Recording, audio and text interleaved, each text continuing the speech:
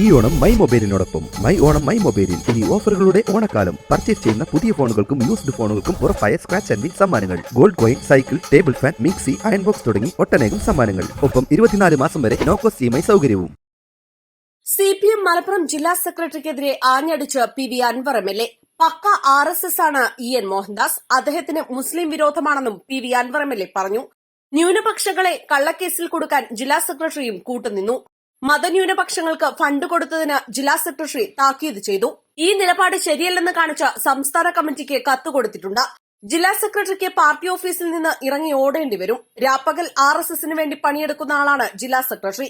അദ്ദേഹം അൻവറിനെ ചവിട്ടിത്തേക്കാനായിട്ടില്ല. ആരുടെ അച്ചാരം വാങ്ങിയ ആളാണ് EN മോഹൻദാസ് എന്നും PV അൻവർ ചോദിച്ചു. ഞാൻ ഒരു കമ്മ്യൂണിസ്റ്റ് നേതാവിന്റെ മേലിൽ ഞാൻ എന്താ പറയാ RSS ബാന്ധവം ഇതുവരെ പറഞ്ഞിട്ടില്ല. പക്ക RSS അവൻ. ഞാൻ തെളിവേം പറഞ്ഞുതരാം. എന്നോടുള്ള വിരോധം എന്താ? ഈ ജില്ലാ സെക്രട്ടറിക്ക് ഞാൻ 5 നേരം നിസ്കരിക്കും.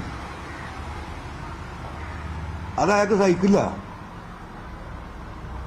മലപ്പുറത്തെ ഈ സുജിത്ദാസിന്റെ ഈ വിഷയം, ഈ ഒരു കമ്മ്യൂണിറ്റിയെ ഇങ്ങനെ ക്രിമിനൽ വരിക്കുന്നത് ശരിയല്ല. DCS നിങ്ങൾ ഇടപെടണം. എത്ര വട്ടം ഞാൻ പോയി പറഞ്ഞുകൊണ്ടെന്ന് ചോദിക്കും നിങ്ങൾ. നമുക്ക് പബ്ലിക്കായിട്ട് പറയാൻ വയ്യല്ലോ.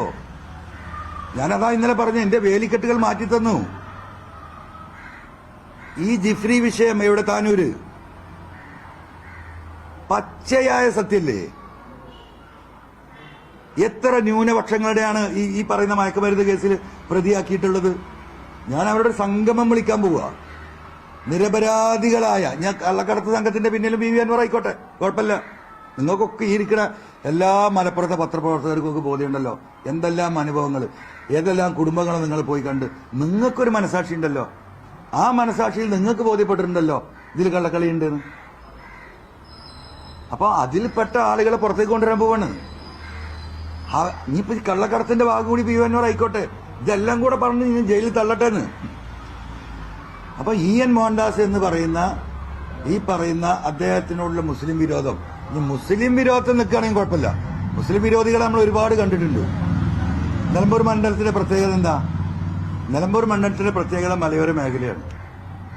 അവിടെയുള്ള വിദ്യാഭ്യാസ സ്ഥാപനങ്ങളിൽ, എയ്ഡഡ് സ്ഥാപനങ്ങളിലും അൺഎയ്ഡഡ് സ്ഥാപനങ്ങളിലും മഹാഭൂരിപക്ഷം ക്രൈസ്തവ സഭകൾക്ക് കീഴിലുള്ളതാണ്.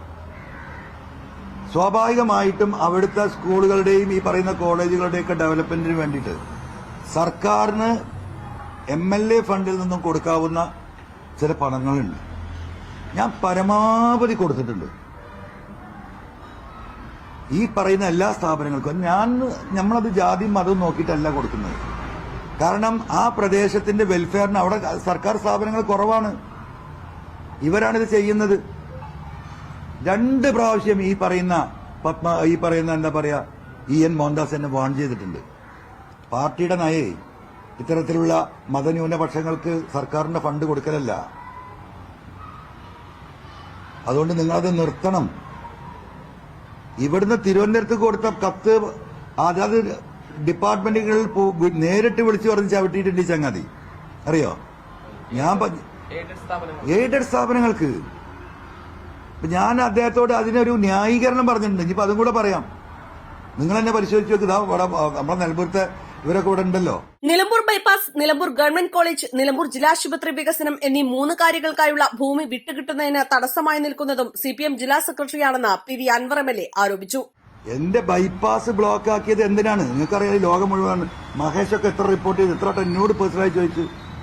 എന്താണ് ഈ ബൈപ്പാസ് മാത്രം നാട് മുഴുവൻ വികസിക്കുന്ന എല്ലായിടത്തും റോഡ് 150 കോടിന്റെ എന്താ പറയാ നമ്മുടെ ഈ പറയുന്ന മലയോര ഹൈവേ ഒക്കെ നിലമ്പൂർ കൂടെ കടന്നു പോവുക.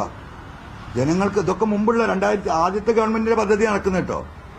ഈ 2021 ഈ ഗവൺമെന്റ് അധികാരത്തിൽ വന്ന ശേഷം എന്തെങ്കിലും നിങ്ങൾ നിലമ്പൂർ നടന്നോ നോക്കിയാൽ. ഈ ആശുപത്രിക്ക് വേണ്ടിയിട്ടാണ് ഞാൻ ഈ 9000 വീട് കയറിയെന്ന് പറഞ്ഞു. ആ സ്ഥലം മുനിസിപ്പാലിറ്റി വിട്ടു വന്നിട്ട് കാലത്രയായി. ഇപ്പോഴും സർക്കാരിൽ നിന്ന് ഒരു ഓർഡർ തരാൻ സർക്കാരിന് സാധിച്ചിട്ടില്ല. എന്താ വരാത്തത്? ഞാൻ വിശദീകരിക്കും. കോളേജ് 2016 തൊട്ട് 2021 വരെയുള്ള UDF LDF ഭരണകാലത്ത് കിട്ടിയ കോളേജാ. സ്ഥലം വാങ്ങിക്കൊടുത്തിട്ട് 2020 ലാസ്റ്റ് സ്ഥലം കൈമാറി കൊടുത്ത. എന്താണ് ആ കോളേജ് വരാത്തത്? എന്താ വരാത്തത് നിലമ്പൂര്? ഇതൊക്കെ നടക്കുമ്പോൾ ഈ 3 ജനങ്ങൾക്ക് അത്യാവശ്യമായ പദ്ധതി എന്തുകൊണ്ട് നിലമ്പൂരില്ല? ആരാ അതിന് തടസ്സം നിന്നത്? ഈ ജില്ലാ സെക്രട്ടറിയാണ്. ഞാൻ എക്സ്പ്ലെയിൻ ചെയ്യും നിലമ്പൂരിലെ ജനങ്ങളോട്. 300ഓളം കുടുംബങ്ങളാണ് ഭൂമി വിട്ടുകൊടുത്തിട്ട് 19 കൊല്ലമായിട്ട് മേലോട്ട് നോക്കി നിൽക്കുന്ന ഒരു പൈസ കിട്ടാതെ. അപ്പൊ അതിന്റെ പിന്നിൽ വേറൊരു അജണ്ട ഉണ്ടായിരുന്നു. ആ അജണ്ട ഞാൻ വിശദീകരിക്കും. സുജിത് ദാസിന്റെ വിഷയം നിരവധി തവണ ജില്ലാ സെക്രട്ടറിയോട് പറഞ്ഞിരുന്നുവെങ്കിലും ഒന്നും നടന്നില്ല. കഴിഞ്ഞ നിയമസഭാ തെരഞ്ഞെടുപ്പ് പ്രചാരണത്തിന് ഒരു നേതാവ് പോലും നിലമ്പൂരിലേക്ക് വന്നിട്ടില്ല. സോഷ്യൽ മീഡിയ ലൈക്ക് കണ്ടു ജീവിക്കുന്ന ആളല്ല താനെന്നും PV അൻവർ MLA പറഞ്ഞു. East live, Malappuram.